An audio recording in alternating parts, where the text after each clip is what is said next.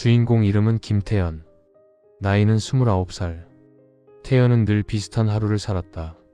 아침엔 알람이 울리기 10분 전에 눈을 뜨고 한동안 천장을 바라보다가 겨우 몸을 일으켰다. 커튼을 젖히면 건너편 낡은 빌라의 벽면이 보였다. 햇빛이 들어오지 않는 반지하 원룸. 벽에 난 결로 자국은 이미 곰팡이로 변했고 가끔 물방울이 뚝 하고 떨어졌다. 그는 좁은 싱크대 앞에 서서 미지근한 물로 세수를 했다. 거울 속 얼굴은 창백했고 눈 밑엔 다크서클이 길게 내려와 있었다. 이게 내 29인가. 그는 작게 중얼거렸다. 회사는 걸어서 15분 거리였다. 허름한 간판이 걸린 중소기업 회계팀의 대리. 5년째 같은 자리에서 같은 업무를 했다. 다른 직원들은 이직하거나 결혼하며 하나둘 회사를 떠났지만 태연은 그대로였다. 지루한 보고서, 점심 도시락, 반복되는 지시와 야근. 그래도 꾸준히 사는 게 나쁘진 않지. 그는 늘 그렇게 자신을 위로했다. 하지만 가끔은 그런 생각조차 허무하게 느껴졌다. 퇴근길 버스 안 창밖을 보면 밤마다 같은 불빛들이 지나갔다. 그 불빛 속에서 그는 자신이 멈춰있는 사람처럼 느껴졌다. 어느 날 대학 동기 민수에게서 전화가 왔다. 야 태연아, 요즘 뭐하냐? 뭐하긴 회사 다니지. 아직도? 야 너도 이제 나처럼 해라. 나처럼? 너 뭐하는데? 코인. 태연은 웃었다. 그거 뉴스에서 망했다는 사람들 얘기 많잖아. 그건 바보들 얘기야. 요령 없이 몰빵하니까 그렇지. 지금 시장은 올라가는 구간이야. 기회야 진짜. 너 돈 벌었냐? 벌었지. 400 넣어서 지금 2800 됐다. 태연은 말을 잃었다. 민수의 목소리엔 거짓이 느껴지지 않았다. 그게 진짜라면? 그날 밤 그는 침대에 누워 스마트폰을 켰다. 비트코인, 코인 투자, 초보자 수익. 검색창에 손가락이 멈추지 않았다. 유튜브엔 젊은 남자들이 외제차를 몰며 말했다. 남들 퇴근할 때 난 수익을 확인한다. 돈 버는 방법은 학교에서 안 가르쳐준다. 태연은 영상을 멍하니 보다 혼잣말했다. 나도 한 번쯤은 바뀌고 싶다. 태연은 민수와 연락한 이후부터 코인하는 법에 대한 영상을 계속 찾아보았고 그걸 알아보는 것만으로도 부자가 된 것만 같았다. 그렇게 태연은 며칠 뒤 거래소 앱을 깔았다. 처음엔 100만원만 넣었다. 잃어도 상관없어. 그냥 공부야. 하지만 일주일 후 그 돈은 160만원이 됐다. 이게 진짜 오르네? 손끝이 떨렸다. 그는 퇴근 후 집으로 오자마자 차트를 켰다. 그래프는 초록색 선으로 치솟고 있었다. 이게 되는구나. 한 달 뒤 그는 100만원으로 1200만원을 벌었다. 민수에게 자랑하자 민수가 웃으며 말했다. 야 이제 진짜 시작이야. 너 감 잡았다. 근데 더 넣기엔 좀 무서운데. 겁내지 마. 인생은 한 방이야. 은행 이자는 3%, 코인은 하루에 30%야. 민수 말을 듣고 태연은 생각했다. 그래. 내가 처음부터 100만원이 아니라 1000만원으로 시작했다면 이미 1억은 넘게 벌었겠지? 태연의 욕심은 돈을 잃을 것이라는 두려움마저 삼켜버렸다. 그렇게 그는 결국 대출까지 받았다. 은행에 가서 생활자금이라 적힌 신청서에 서명했다. 2000만원. 그 돈을 망설임조차 없이 그대로 코인에 넣었다. 이상하게도 이번에도 올랐다. 한 달 만에 5000이 됐다. 그의 가슴은 불안과 흥분으로 요동쳤다. 그는 회사에서도 차트만 봤다. 태연씨 보고서 다 됐어요? 아 네네. 거의요. 상사의 목소리는 귀에 들어오지 않았다. 온 세상이 차트로 보였다. 지금 다니는 회사의 월급은 그저 푼돈으로 느껴졌다. 그리고 곧 그는 회사를 그만뒀다. 이제 남 밑에서 일 못하겠어요. 상사는 혀를 찼지만 그는 웃었다. 저도 제 인생 살게요. 그는 퇴사를 한 후 BMW를 샀다. 흰색 광이 번쩍였다. 새 차 냄새가 코끝을 자극하자 심장이 뛰었다. 이게 내 차라니. SNS에 사진을 올렸다. 성공은 용기 있는 자의 것. 댓글이 쏟아졌다. 태연아 진짜 멋지다. 대박났네. 그는 자부심에 취했다. 그는 월세 100만 원짜리 오피스텔로 이사했다. 거실엔 커다란 창문이 있었고 도시의 야경이 내려다 보였다. 와인을 마시며 창밖을 보던 그는 스스로를 칭찬했다. 태연아, 드디어 해냈다. 하지만 그 자부심은 오래가지 않았다. 어느 날 차트를 열자 파란색이 가득했다. 마이너스 10%, 마이너스 20%, 마이너스 45%. 뭐야? 심장이 식었다. 처음부터 차트는 늘 상승 곡선을 띄었기에 코인이 하락하자 태연은 현실을 부정했다. 그는 코인이 오르는 영상만 주구장창 찾아봤지 하락했을 때의 매뉴얼 따윈 찾아보지도 않았다. 그의 인생은 앞으로 쭉 성공만 있을 거라 자만했다. 태연은 민수에게 전화를 걸었다. 야, 이거 왜 떨어져? 걱정 마. 일시적 조정이야. 이럴 땐 오히려 더 사야지. 지금이 기회야. 바닥이야. 민수의 말에 태연은 이번만 잘 넘기면 될 거라 생각했다. 지금까지 잘 해왔잖아. 포기하지 말자. 그는 다시 돈을 구하기 시작했다. 카드론, 친척 돈, 친구 돈. 한 번만 도와줘. 내가 이자 2배로 챙겨줄게. 사람들은 망설였지만 태연이 요즘 돈을 잘 번다는 소문이 지인들에게도 퍼져 있었기에 사람들은 그의 말을 믿고 돈을 빌려주었다. 그렇게 그는 빌린 돈으로 다시 투자했다.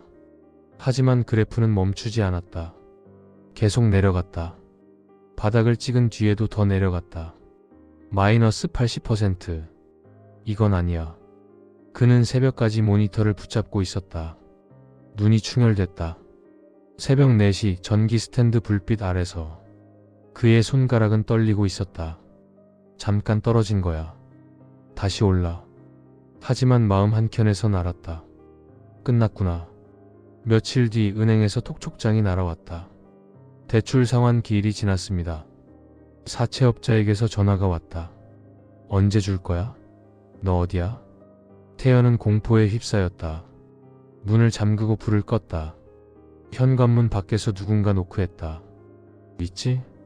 안 열 거야? 그는 침대 밑에 숨었다. 가슴이 쿵쾅거렸다. 문을 두드리는 소리가 멎지 않았다. 그날 이후 그는 외출을 멈췄다. 배달도 시키지 않았다. 집안엔 김치와 물 한 통뿐이었다. 며칠째 씻지도 못했다. 창밖은 봄인데 그의 방 안엔 겨울이 깔려 있었다. 한 달 뒤 그는 결국 집에서 쫓겨났다. BMW는 압류됐다. 명품 가방은 전당포로 갔다. 그리고 그는 고시원으로 향했다. 좁고 축축한 방, 벽에 곰팡이 자국. 그 방은 마치 태연의 인생을 대변하는 듯 했다. 그럼에도 그는 밤새도록 차트를 봤다. 습관처럼. 하지만 계좌엔 아무 숫자도 없었다. 어느 날 그는 공원 벤치에 앉아 있었다. 겨울바람이 매서웠다. 옆자리에 앉은 노숙자가 담배를 내밀었다. 처음이지? 네? 여기 앉는 거. 다 처음엔 그래. 어떻게 아셨어요? 표정이 그래. 다 잃은 사람 표정. 태연은 아무 말도 하지 않았다. 코인이지? 그는 고개를 들었다. 노숙자가 웃었다. 나도 그거 했다. 다 똑같아. 처음엔 벌다가 욕심내서 잃고 남는 건 빚뿐. 노숙자는 담배를 비벼 껐다. 그래도 살아. 어차피 다 똑같아. 사람은 잃어야 비로소 현실이 보이는 거지. 그 말이 머리에 남았다. 하지만 그에게 현실은 너무 잔혹했다. 친구들도 가족도 연락이 끊겼다. 어머니가 전화를 했지만 그는 받지 않았다. 엄마가 나 보면 실망하겠지. 며칠 뒤 그는 새 코인에 다시 투자했다. 잔액 2만원 전부. 이번엔 다를 거야. 하지만 코인은 그날 바로 상장 폐지됐다. 그는 폰을 던졌다. 이제 진짜 아무것도 없구나. 그는 천장을 바라보았다.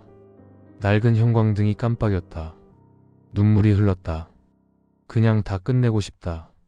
다음날 아침 고시원 관리인이 문을 열었다. 태연씨? 대답이 없었다. 책상 위엔 종이 한 장이 있었다. 차트의 끝엔 죽음이 있다.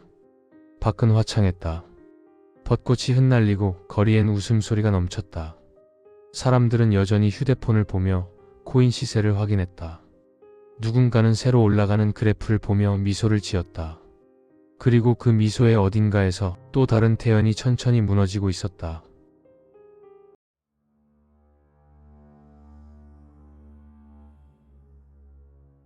정수연 34살. 그를 설명하는 말은 많지 않았다. 지방 중소기업 사무실 한쪽에서 조용히 엑셀 파일을 붙들고 살아가는 존재감 없는 남자. 항상 같은 셔츠, 살집 있는 체형, 볼록한 뱃살. 붉게 성난 여드름이 볼과 턱 라인을 덮고 있었고 뿔테 안경은 늘 기름이 꼈다. 동료들은 그와 굳이 말을 섞지 않았고 수연도 다가가는 법을 몰랐다. 34이 될 동안 연애는 한 번도 해본 적이 없었다. 좋아하는 사람이 생길 때마다 고백했다가 번번이 차였고 그 경험은 연애는 나와 상관없다라는 단단한 벽을 그의 마음에 세워버렸다. 그렇게 조용히 고립된 채 살아가던 어느 날이었다. 퇴근 후 집으로 돌아와 컵라면을 먹던 중 유튜브 추천에 뜬 짧은 라이브 클립 하나가 그의 눈을 잡아 끌었다. 회장님 사랑해요 춤춰드릴게요. 화면 속 여자는 밝고 예뻤다. 그의 인생에서는 한 번도 본 적 없는 종류의 빛이었다. 차갑고 삭막한 세계 속에서 갑자기 나타난 형형색색의 네온. 그 순간 수연의 심장은 낯선 속도로 뛰기 시작했다. 라이브로 들어가자 역캠은 이미 수백 명의 팬들에게 둘러싸여 있었다. 누군가가 후원하자 그녀는 카메라를 바라보며 귀엽게 춤을 추고 사랑한다는 말까지 했다. 수연은 그 장면을 보고 숨이 턱 막히는 느낌을 받았다. 저런 말을 나한테도 해줄 수 있을까? 그 생각 하나가 그의 모든 감정을 뒤흔들었다. 그날 밤 그는 처음으로 후원을 눌렀다. 5,000원. 아무것도 아닌 금액. 그런데도 손이 떨렸다. 후원을 하자마자 역캠이 환하게 웃으며 말했다. 정수연님? 후원 고마워요 춤춰드릴게요. 단 몇 초의 춤 몇 초의 웃음 그리고 짧은 멘트. 그 몇 초가 수연에게는 살아온 34년 동안 한 번도 받아보지 못한 온기였다. 그날 그는 침대에 누워 밤새도록 미소를 지었다. 자신도 모르게 눈가까지 젖어 있었다. 그 이후로 그의 삶은 완전히 그녀를 중심으로 돌기 시작했다. 출근길 지하철에서도, 회사에서 보고서를 작성할 때에도, 퇴근 후 집으로 걸어가는 골목에서도 그의 머릿속에는 오직 그녀뿐이었다. 그녀가 웃는 얼굴, 춤추는 모습, 사랑해요라고 말하던 그 목소리. 그러다 어느 날 기존의 상위 후원자들이 역캠과 단독 카톡을 주고받거나 비밀 단톡방에 있다는 사실을 알게 되었다. 금액이 올라갈수록 그녀와 가까워지는 사람들이 있었다. 수연의 마음이 뜨끔했다. 불안, 질투, 쓸쓸함이 뒤섞인 감정. 나도 그 자리에 갈 수 있을까? 그는 결국 카드론을 빌려 한 번에 1,000만 원을 후원했다. 알림음이 울리고 채팅창이 폭발하듯 반응하고 역캠의 얼굴이 충격과 감동으로 물들었다. 정수연님 1,000만 원? 와 진짜 감사해요. 저 이거 평생 잊지 않을게요. 그녀는 그날 유난히 달콤한 멘트들을 쏟아냈다. 그리고 방송 종료 20분 뒤 그는 인생에서 처음으로 역캠과 개인적으로 연락을 주고받게 됐고 이후에는 카톡까지 하는 사이가 되었다. 회장님 맞으세요? 오늘 진짜 감사했어요. 그녀는 그를 회장님이라 불렀다. 그 말 한마디가 그를 새 사람으로 만들었다. 하지만 그건 시작에 불과했다. 그날 이후 수연은 매일 후원을 했다. 카톡을 조금이라도 오래 이어가기 위해. 하지만 그녀는 후원이 없으면 단답형으로 굴었고 후원하는 날엔 사랑스러울 만큼 다정했다. 회장님 오늘 뭐 했어요? 회장님 덕분에 너무 행복해요. 이 말들은 수연에게는 내가 너를 사랑해라는 암호처럼 들렸다. 하지만 그는 모른 척했다. 그녀의 톤은 돈이 들어올 때만 변한다는 걸 그도 알고 있었지만 인정하고 싶지 않았다. 돈은 점점 바닥났다. 조금이라도 아끼려고 컵라면만 먹었고 모든 대출이 거절되자 마지막 남은 희망이었던 부모님 도움으로 마련한 아파트를 담보로 그는 결국 1억 대출을 받아냈다. 병이 든 것처럼 손이 떨렸고 땀이 흘렀지만 송금 완료 버튼을 누른 순간 그는 해방된 것처럼 숨을 쉬었다. 역캠은 1억이라는 후원금을 본 순간 평소와는 다른 환호의 리액션을 보여주었다. 마치 수연에게 뽀뽀를 하는 듯한 제스처와 사랑해요라는 말을 수십 번 내뱉었다. 수연은 그날 세상을 다 가진 듯한 감정이 들었다. 그리고 며칠 후 그는 역캠과 단둘이 식사를 하게 되었다. 지금까지 그 어떤 여자도 그의 앞에 앉아준 적 없었다. 식탁 건너편에서 그녀가 웃을 때 수연은 이미 연애 관계라고 확신했다. 손을 닿을 듯 말 듯 움직였다. 그녀는 살짝 몸을 피했지만 수연은 그조차도 수줍음으로 해석했다. 우리 벌써 이렇게 가까워졌네. 그녀는 억지 웃음을 지으며 애매하게 화제를 돌렸지만 수연은 그녀의 흐릿한 미소에서 온갖 희망을 읽어냈다. 그러다 어느 날 밤 그의 인생을 뒤흔드는 광경이 나타났다. 그녀가 남캠과 웃으며 합방을 하고 있었다. 화면 속 그녀는 수연과 있을 때보다 더 즐거워 보였고 옆 남자에게 장난스레 어깨도 툭 쳤다. 수연의 손이 마우스를 꽉 움켜쥔 채 떨렸다. 심장이 비명을 질렀다. 나랑 사귀면서 저 남자랑 노는 거야? 그는 방송을 끄지도 못한 채 한참을 멍하니 화면을 바라보다가 갑자기 몸을 일으켰다. 그의 눈은 이미 사람이 아니었다. 그는 새벽 내내 역캠의 오피스텔 근처를 서성였다. 후원에 그치지 않고 평소에 온갖 선물을 그 여자 집에 보냈던 터라 그녀의 집 주소까지 알고 있었다. 건물 뒤편에 숨어있는 그의 모습은 누가 봐도 위험했다. 하지만 그는 자신을 연인 기다리는 남자라고 생각했다. 점심시간이 조금 지났을 때였다. 그녀가 편의점을 가기 위해 잠시 밖으로 나왔다. 그녀가 현관문을 열자마자 그는 그림자처럼 그녀 앞에 섰다. 재밌냐? 그는 삐걱이는 목소리로 물었다. 어제 그 남자랑 노니까 그렇게 좋았어? 역캠은 당황해서 뒤로 물러났다. 저기요, 지금 뭐 하는 거예요? 그냥 돌아가세요. 안 그러면. 그녀의 말은 떨렸고 수연의 분노는 더 커졌다. 사귀는 사이에 다른 남자랑 만나면 안 되는 거 아니야? 역캠은 순간 표정이 싸늘하게 굳었다. 우리가 사귀었다고요? 지금 제정신이에요? 그 말은 수연의 세계를 완전히 부쉈다. 그의 눈이 흔들렸고 숨이 뜨겁게 올라왔고 입이 일그러졌다. 너 나 이용한 거지? 카톡도 식사도 전부 돈 때문에. 역캠은 더 이상 숨기지 않았다. 맞아. 돈 때문에 한 거지. 너가 좋아서 그랬겠니? 네 주제에 나랑 급이 맞다고 생각했니?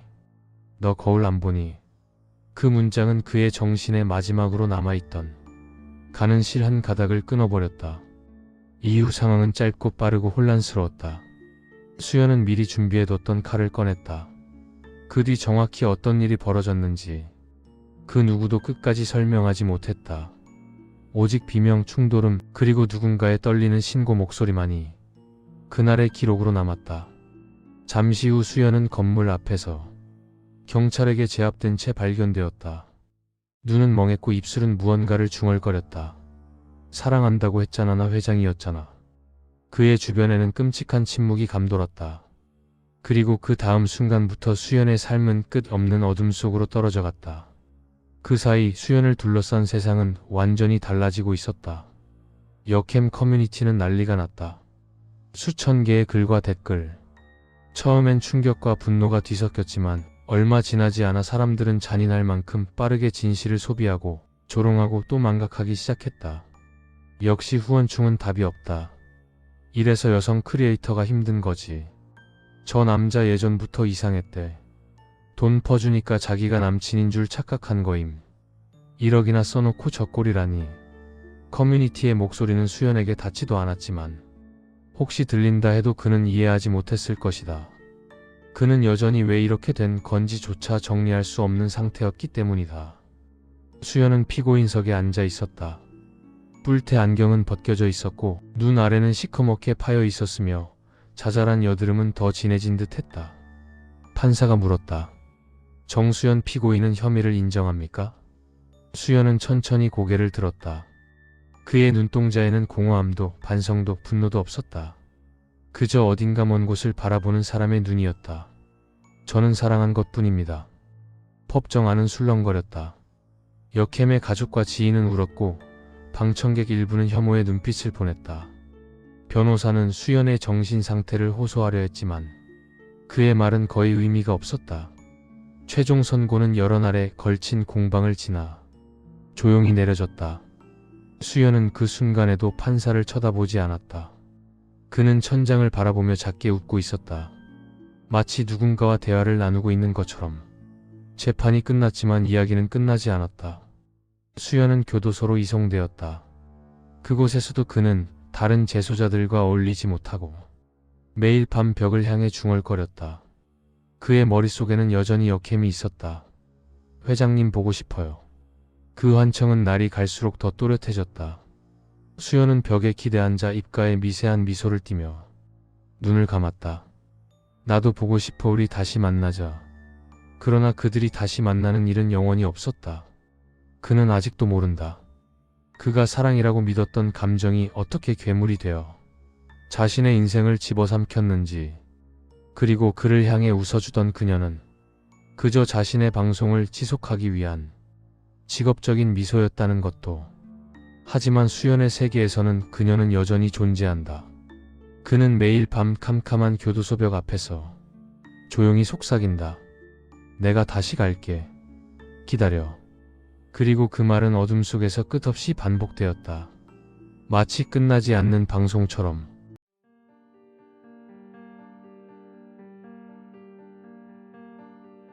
어느 한 20대 후반 여자가 있었다. 그녀의 이름은 민지. 민지는 SNS에서 유명했다. 사진마다 등장하는 건 샤넬, 디올, 루이비통, 생로랑, 럭셔리 호텔 조식, 백지처럼 깨끗한 침대 커버, 선명한 명품 로고가 붙어있는 쇼핑백들. 사람들은 민지의 사진 아래 댓글을 달았다. 언니 삶 부러워요. 진짜 금수저다. 변호사님 멋져요. 맞다.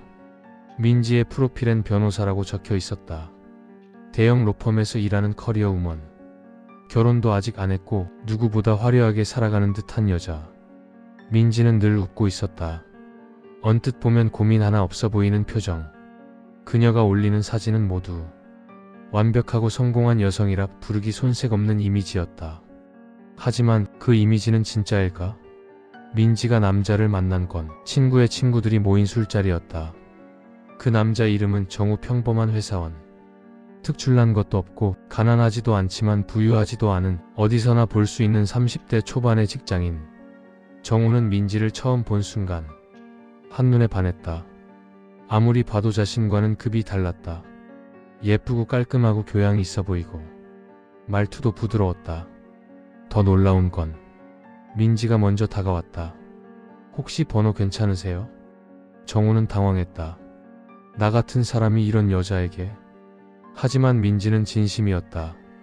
둘은 빠르게 가까워졌고 연애를 시작했다. 민지는 만날 때마다 말했다. 우리 집 엄마 아빠 둘 다 기업 대표야. 오빠 힘들면 내가 먹여 살릴 수 있어. 돈 걱정은 하지 말고 그냥 편하게 살아. 그 말투는 자랑이 아니라 그냥 대화를 하는 것처럼 자연스러웠다. 진짜 부자인 사람만이 가질 수 있는 그 무심함. 정우는 점점 민지에게 빠져들었다. 그녀는 예쁘고 따뜻하고 자기에게 돈을 쓰는 걸 아까워하지 않았다. 민지는 비싼 구두를 사주고 명품 시계를 선물했고 심지어는 오빠 차 바꾸자. 이거 타. 고급 외제차 한 대를 정우에게 건넸다. 정우는 충격받았다. 민지야, 이건 너무 비싼데. 오빠니까 해주고 싶은 거야. 정우는 아, 이런 게 진짜 금수저의 삶이구나 라고 믿었다. 그러던 어느 날 민지가 말했다. 오빠 이번 주말 우리 아빠랑 엄마 만나자. 정우는 거의 긴장해서 잠을 이루지 못했다. 그리고 약속 당일 민지 부모님은 엄청나게 고급스러운 레스토랑에 앉아 있었다. 분위기 자체가 돈 냄새가 났다. 그들은 정우에게 말했다. 정우 씨가 우리 민지랑 결혼하면 회사 일부 운영을 맡겨볼까 생각 중이에요. 정우는 심장이 멎는 줄 알았다. 꿈 같았다. 그 순간부터 그는 민지를 완전히 믿었다. 아니, 신뢰라는 단어로는 부족했다. 그는 민지를 믿고 숭배했다. 그리고 결혼이 성사되었다. 정우의 인생이 바뀌는 줄 알았다. 부의 세계로 들어가는 줄 알았다. 하지만 결혼식이 있고 2달 후쯤 민지가 갑자기 사라졌다. 정우가 깨어나 보니 민지는 없고 가방도 없고 폰도 꺼져 있고 심지어 집안의 몇몇 물건도 사라져 있었다. 정우는 처음엔 혹시 어디 급한 일이라고 생각했다. 정우는 일단 출근을 하기 위해 주차장으로 갔다. 그런데 차의 번호판이 사라져 있었다. 민지 명의로 된 차였기에 민지에게 곧 바로 연락을 해보았지만 역시나 폰은 꺼져 있었다. 정우는 시청에 전화를 했다. 자동차 관련 담당자와 연락이 닿았고 뒤이어 들려온 말은 정우를 당황하게 만들었다. 세금 체납과 자동차 담보대출 미납 건으로 압류가 되어 번호판을 수거해 갔다는 것이다. 정우는 믿기지 않았다. 자동차는 민지가 할부 없이 일시불로 산 걸로 알았는데 압류라니. 정우는 담당자에게 뭔가 오류가 있는 것 같다며 다시 확인을 해달라고 부탁했지만 돌아오는 답변은 똑같았다. 전화를 끊자마자 휴대폰이 울렸다. 모르는 번호였다. 여보세요? 집주인입니다. 저번 달 월세 납부가 안 돼서요. 첫 달부터 이러면 곤란합니다. 집주인? 이건 또 무슨 소리지?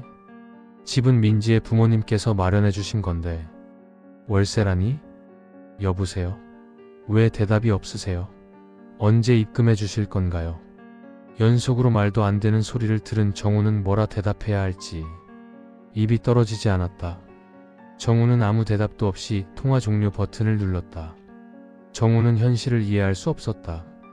정우는 곧바로 민지를 찾기 시작했다. 친구들에게 물어봤지만 민지 친구라던 사람들 번호는 모두 알바 대행. 결국 정우는 흥신소를 찾았다. 이 여자 찾아주세요. 제 아내예요. 흥신소 직원은 민지와 관련된 정보를 작은 것 하나라도 모두 빠짐없이 말해달라 하였고 정우는 아는 그대로 다 말해주었다. 그러자 흥신소 직원의 표정이 묘하게 바뀌었다. 그리고 며칠 뒤 그들은 정우에게 전화했다. 민지라는 이 사람 좀 이상한 사람입니다. 정우는 그 말을 믿지 않았다. 하지만 흥신소 사무실에서 보여준 자료들을 보며 정우는 천천히 무너졌다. 민지는 변호사가 아니다. 민지는 대학교도 제대로 나오지 않았다. 민지 부모님은 대행 알바. 민지의 옷, 가방, 화장품, 차량, 모든 명품은 대출사 체크카드깡. 민지는 훨씬 오래전부터 여러 사람에게 동일한 패턴으로 접근. 부자인 척을 하며 관계를 만들고 선물과 호의로 신뢰를 얻고 결정적 순간에 사라지는 삶을 반복해왔다. 정우는 어이가 없었다. 그나마 다행인 건 정우 씨는 피해가 없어요. 차도 정우 씨 명의 아니었고 돈도 정우 씨 통장에서 나간 게 없어요. 정우 씨 카드는 손도 안 댔습니다. 그러니까 정우에게 남은 건 금전적 손해가 아니라 속았다는 감정뿐. 정우는 물었다. 그럼 민지는 도대체 왜 이런 짓을 계속하는 거죠? 흥신소 직원이 말했다. 그게 그 사람의 삶이니까요. 정우는 흥신소에서 말해준 사실들을 받아들이기가 힘들었다. 진짜인지 두 눈으로 확인해야만 인정할 수 있을 것 같았다. 그래서 정우는 수소문 끝에 민지의 고등학교 친구들을 찾아갔다. 그들은 말했다. 민지는 옛날부터 그랬어요. 늘 자기 삶을 과장하거나 없는 가족 이야기를 꾸미거나 어릴 때부터 뭔가 자기가 만든 환상 속에 살았어요. 정우는 머리를 감싸쥐었다. 그럼 이 모든 개거짓말이었나요? 친구들은 하나같이 민지가 살아온 삶을 이야기해줬다. 민지는 가난한 집안에서 자랐다. 부모는 이혼했고 경제적 어려움이 컸으며 늘 남들 앞에 서는 걸 두려워했다. 그런데 중학생 때부터 SNS에 빠졌다. 그곳에서 예쁜 척, 부자인 척, 성공한 척. 그런 이미지가 사람들에게 관심을 받았다. 민지는 현실보다 SNS 속 가상이 나를 더 사랑하게 되었다. 그 가짜의 삶이 진짜보다 더 달콤했기 때문이다. 민지가 대출과 사채까지 끌어와 명품과 집을 꾸며낸 이유는 누군가를 속이기 위함이 아니라 그렇게라도 해야 자기가 무너지지 않는다고 믿었기 때문이다. 민지는 자기를 속이기 위해 남을 속였다. 정우는 충격에 휩싸였다. 나는 그녀에게 사랑받은 게 아니라 그녀가 되고 싶었던 사람의 환상 속에서 사랑받은 것인가? 정우는 민지를 꼭 찾고 싶었다. 하지만 흥신소는 말했다. 이 사람은 사라지는 게 전문입니다. 어디로 가든 정우 씨에게 해를 끼칠 의도는 없습니다. 정우 씨는 그냥 그녀가 만든 세계 속 남편 역할을 해준 사람일 뿐이에요. 정우가 마지막으로 물었다. 그럼 지금 어디 있습니까? 흥신소는 잠시 머뭇거리더니 말했다. 강원도에 비슷한 패턴으로 접근한 남성이 하나 있습니다. 정우는 그 말을 듣고 모든 걸 깨달았다. 민지는 누군가를 속이려는 의도가 아니라 사랑받는 가짜 세계 속에서만 살 수 있는 사람, 자신의 추락한 현실을 잊기 위해 또 다른 새로운 인생을 계속 만드는 여자. 정우는 한참 동안 말이 없었다. 그리고 마지막으로 말했다. 그럼 그녀는 앞으로도 계속 그렇게 살겠군요. 흥신소 직원이 고개를 끄덕였다. 네, 아마 죽을 때까지 그녀는 자신이 만든 세계 속에서 살 겁니다. 그리고 덧붙였다. 그 세계에서라도 자신을 사랑해주는 사람을 찾으면서요. 몇 달 뒤 정우는 우연히 SNS를 보다가 익숙한 인물을 발견했다. 다른 이름, 다른 프로필, 다른 직업. 하지만 분명 민지였다. 그녀는 또다시 명품 가방을 들고 고급 레스토랑에서 사진을 찍고 사장님 딸이라는 프로필을 달고 있었다. 그리고 그녀 옆엔 또 다른 남자. 그 남자는 민지가 올린 사진을 보며 와, 내 여자친구 대단하다 하는 듯한 얼굴로 서 있었다. 정우는 폰을 덮었다. 그리고 생각했다. 민지는 누구에게도 금전적 피해를 주지 않았다. 누구를 직접 상처 입히지도 않았다. 그저 현실이 아닌 세계에서만 사랑을 받고 싶어 했을 뿐이다. 하지만 그녀가 만든 세계는 늘 누군가를 속여야만 유지되는 세계, 늘 끝이 있는 세계, 항상 무너지는 세계. 민지는 그 무너지는 순간이 올 때마다 또 다른 인생을 만들어 그곳으로 도망쳤다. 그리고 정우는 그녀가 왜 그리도 행복한 얼굴로 사진을 찍었는지 이제야 알 것 같았다. 민지는 세상에서 단 한 번도 자기가 만든 세계 밖에서 사랑받은 적이 없었기 때문이다. 그 세계에 있는 동안만큼은 진짜 행복했던 것이다.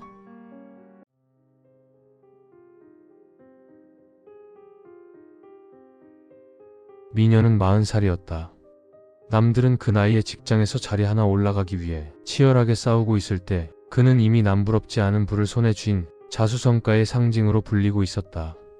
가난하게 태어난 아이가 어떻게 이만큼 올라올 수 있었을까? 미녀는 누구보다 많이 달리고 많이 참아내고 많이 버텼다. 돈이 없어 외국어 학원을 갈 수 없으면 공공도서관에서 새벽까지 책을 파고들었다. 사업을 시작한 뒤엔 하루 2~3시간 자는 게 일상이었다. 불가능이란 말을 입 밖에 꺼내지 않던 사람이었다. 그가 운영하는 무역회사는 10년 만에 눈부신 성장을 이뤄냈다. 한국의 공산품과 의료기기를 동남아, 중동, 유럽까지 실어 나르며 수출 시장에서 탄탄한 자리를 잡았고 그 과정에서 미녀는 수십억 단위의 현금을 만지는 사람이 되었다. 사람들은 그를 존경했지만 아무도 몰랐다. 그가 이 성공을 마음 깊은 곳에서 증명이라고 생각하고 있다는 걸. 누군가에게 보여주기 위해, 누군가를 넘어서기 위해, 누군가를 이기기 위해 죽을 만큼 버틴 시간들이었다. 그 누군가는 이름이 있었다. 태민. 고등학교 시절 미년의 악몽 같은 존재였다. 학교의 복도, 운동장, 급식실, 그리고 집. 태민은 어디서든 나타났다. 더러운 교복을 입고 다닌다는 이유로, 성적이 낮다는 이유로, 집이 가난하다는 이유로 아무 이유 없이 웃으며 때리고 조롱하고 밟았다. 급식실에서 밥을 가득 담아오게 해서 그 밥을 억지로 입안에 쑤셔 넣게 만들던 순간들. 친구들 앞에서 뺨을 맞던 굴욕. 어머니가 몸이 불편해 누워있던 집에까지 찾아와 놀러왔다고 말하며 미년의 방문을 닫고 작게 때리며 자신들이 먹을 간식을 꺼내 먹던 태민. 미녀는 그 모든 순간을 평생 잊지 못했다.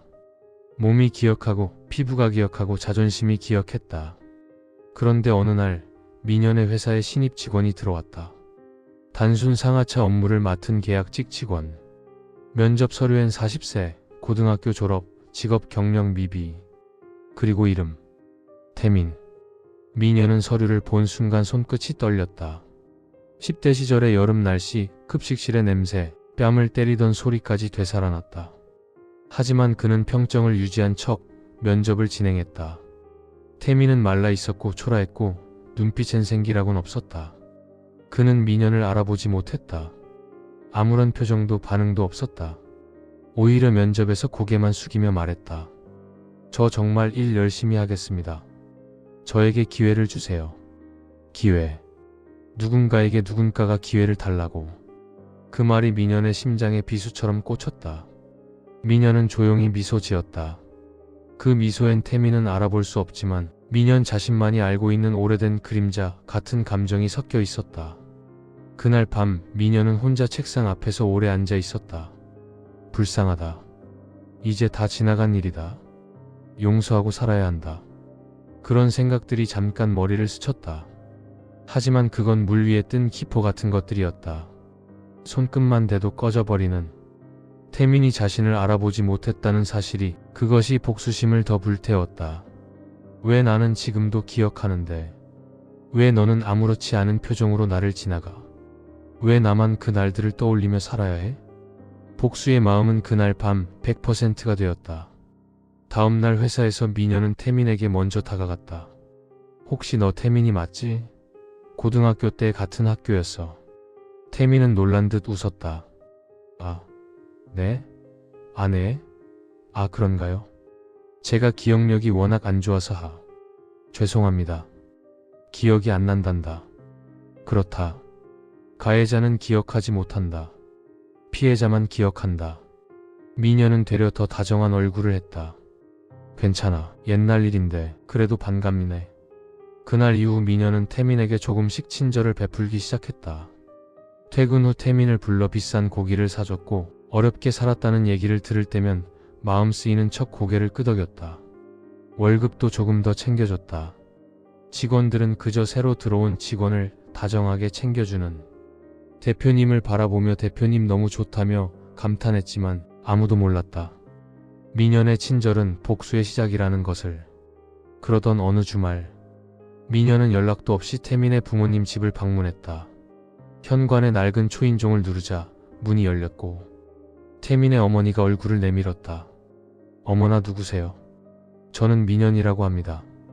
태민이 친구이자 회사 대표입니다. 태민의 어머니의 표정이 순간 밝아졌다. 아들을 걱정하는 부모의 마음은 늘 같다. 어머니는 반갑게 웃었다. 아이고 세상에, 어서 들어와요. 미녀는 일부러 굳이 고급 한우 세트를 들고 갔다. 명절에도 보기 어려운 고급 선물이었다. 태민은 그런 친구를 데리고 들어온 어머니의 표정에서 오랜만에 느끼는 자랑스러움을 봤다. 태민은 어색하게 웃으며 말했다. 야, 이걸 들고 왜 왔어? 뭐 하려고? 야, 친구끼리 뭘? 너 잘 지내나 보고 싶어서 왔지. 그 순간 태민은 처음으로 자신도 누군가에게 인정받는 인생을 꿈꾸었다. 40살이 될 동안 아무도 자신을 믿어주지 않았고 아무도 자신을 대단하다고 하지 않았다. 그저 실패한 인생, 불안정한 인생, 의미 없는 인생이라고 생각하며 살았다. 그런데 미년 같은 성공한 친구가 자신을 찾아와 주었다. 어머니도 기뻐하고 태민도 기뻐했다. 그날 저녁, 태민은 오랜만에 잠들기 전에 말했다. 나도 잘 살 수 있을까? 하지만 그 희망이 태민의 불행의 시작이 될 줄은 그 누구도 몰랐다. 며칠 뒤 미녀는 태민을 불러 함께 술을 마셨다. 술자리에서 미녀는 자연스럽게 자기 비결을 이야기했다. 나는 말이지 땅으로 돈을 벌었어. 처음엔 쓸모없어 보여도 나중에 가치가 급등하는 그런 땅들. 기회만 잘 잡으면 크게 벌 수 있어. 태민은 술 기운에 얼굴이 붉어진 채 말했다. 아, 나도 그런 거 해볼 수 있을까? 그럼. 너는 성실하잖아. 나만 믿고 해. 나만 믿어. 그 말은 태민 인생 전체를 뒤바꿨다. 태민은 갖고 있던 작은 적금을 깨고 카드론과 고금리 대출도 받았다. 심지어 어머니 집을 담보로 대출까지 받았다. 70대 중반의 어머니는 오래된 단독주택 하나가 전부였는데 태민은 정말 확실한 기회가 온 거야 라며 어머니를 설득했다. 결국 수천만 원대의 대출이 승인되었고 그 돈으로 땅을 샀다.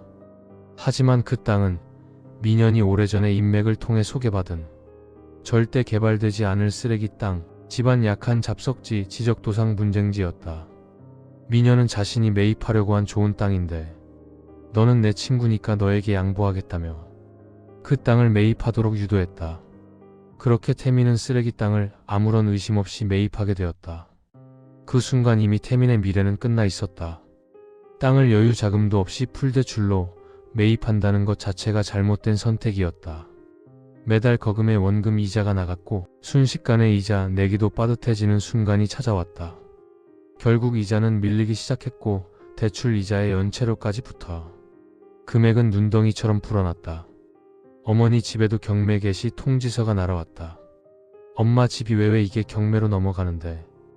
태민은 벽에 기대 주저앉아 손을 떨었다. 빚을 톡촉하는 문자, 사채업자와 같은 목소리의 협박 전화, 회사에서는 실수 하나만 해도 팀장에게 욕을 먹고 집에서는 어머니가 눈물로 하루를 버티고 있었다. 태민의 삶은 순식간에 파국으로 치달았다. 그는 미년에게 찾아갔다. 작업장 창고 뒤쪽에서 울며 말했다. 미년아, 나 좀 살려줘. 너 믿고 했잖아. 나 진짜 죽을 것 같아. 어머니 집까지 내가 어떡해. 그때 미녀는 처음으로 미소를 지우고 태민을 바라보았다. 눈빛은 차갑고 말투는 느렸다. 태민아. 응, 미녀나. 고등학교 때 기억 안 난다 했지? 그때 얘기 왜? 나는 기억나. 태민의 표정이 굳었다. 매일 때리고 조롱하고 내 집에 와서 내 어머니 앞에서 웃으면서 나를 괴롭히던 너. 밥을 억지로 먹이던 너. 내 방 뒤져서 뭐든 가져가던 너. 그거 나는 다 또렷하게 기억해. 태민의 입술이 떨렸다. 그건 애들 장난이었고 미안하다, 진짜 미안하다. 미녀는 조용히 고개를 저었다. 아니, 미안하다는 말 들어서 없어지는 인생은 없어. 미녀는 며칠 후 태민을 회사에서 해고했다. 회사 건물의 로비에서 경비와 팀장에게 이끌려 나가는 동안 태민은 무릎을 꿇고 울며 미녀를 붙잡았다. 제발 나 살려줘. 나 진짜 죽거나 이제 아무것도 없어. 미녀는 돌아보지 않았다. 그럼 이제 네가 느껴봐. 내가 18살에 느꼈던 절망을. 회사의 자동문이 닫히며 태민의 울음소리는 희미해졌다. 그 후 태민의 생활은 지옥 그 자체였다. 집은 경매로 넘어갔고 어머니는 몸져누웠고 사채업자들은 날마다 어머니 집에 찾아와 협박했다. 태민은 점점 초췌해지고 잠을 잘 수도 먹을 수도 숨쉬기도 힘들어졌다. 어느 날 밤 태민은 마지막 용기를 내어 미년의 회사 앞에서 미년을 기다렸다. 비가 추적추적 내리는 날이었다. 미년이 퇴근하려고 주차장으로 내려왔을 때 젖은 우산을 든 태민이 서 있었다. 그의 얼굴은 완전히 무너져 있었다. 부은 눈, 텅 빈 표정, 갈라진 입술. 미년아, 나 이제 끝났어. 미년은 아무 말 없이 조용히 태민을 바라봤다. 왜 나한테 이러는 거야? 내가 그렇게 큰 죄를 지었어? 너 이러면 안 되지 않아? 잠시 침묵이 흘렀다. 미녀는 천천히 걸어가 태민 앞에 섰다. 그리고 아주 낮은 목소리로 말했다. 태민아, 네가 한 짓들은 너는 장난이라고 했지. 눈빛이 흔들렸다. 근데 말이야, 나는 그 장난 때문에 평생을 그 기억 속에서 숨도 제대로 못 쉬고 살았어. 태민은 흐느꼈다. 미안해, 진짜 미안해. 지금이라도 사과할게. 다시 살게 도와줘, 제발. 미녀는 웃지도 울지도 않는 얼굴로 중얼거렸다. 내가 살아남기 위해 평생 버텼던 지옥을 넌 지금 처음 걸어보는 거야. 나한텐 수년이었어. 너는 이제 겨우 몇 개월 지났지. 태민은 바닥에 쓰러지듯 무릎을 꿇었다. 살려줘, 살 수가 없어. 미녀는 그를 내려다봤다. 그 표정에는 연민도 증오도 슬픔도 아닌 아주 건조한 무표정만 있었다. 그래서 이제 알겠어? 뭘? 가해자는 잊어도 피해자는 평생 잊지 못한다는 걸. 그 말과 함께 미녀는 차로 돌아가 천천히 시동을 걸고 떠났다. 태민은 그 자리에서 한참 동안 움직이지 못했다. 비에 젖은 바닥 위에서 무릎을 꿇은 채로 허공을 바라보며 울부짖었다. 그날 이후 태민은 완전히 사라졌다. 연락 두절, 실종 신고, 하지만 어느 누구도 찾아주지 않았다. 어머니는 병원에 입원했고 그녀의 곁에는 아무도 없었다. 몇 년 뒤 미녀는 그날을 떠올리며 말했다. 복수라기보다 그냥 돌려준 것뿐이야. 그의 목소리는 담담했지만 그 속에는 어릴 적부터 짓눌러 왔던 짐이 조금은 내려간 듯한 기분이 담겨 있었다. 그러나 사람의 마음은 간단하지 않다. 미녀는 성공했지만 그의 가슴 한편에는 태민을 바라보던 그 마지막 장면이 늘 얼룩처럼 남아 있었다. 가해자는 기억하지 못한다. 피해자는 평생 기억한다. 그리고 때로는 그 기억이 누군가의 인생을 산산조각 내버리는 칼이 되기도 한다.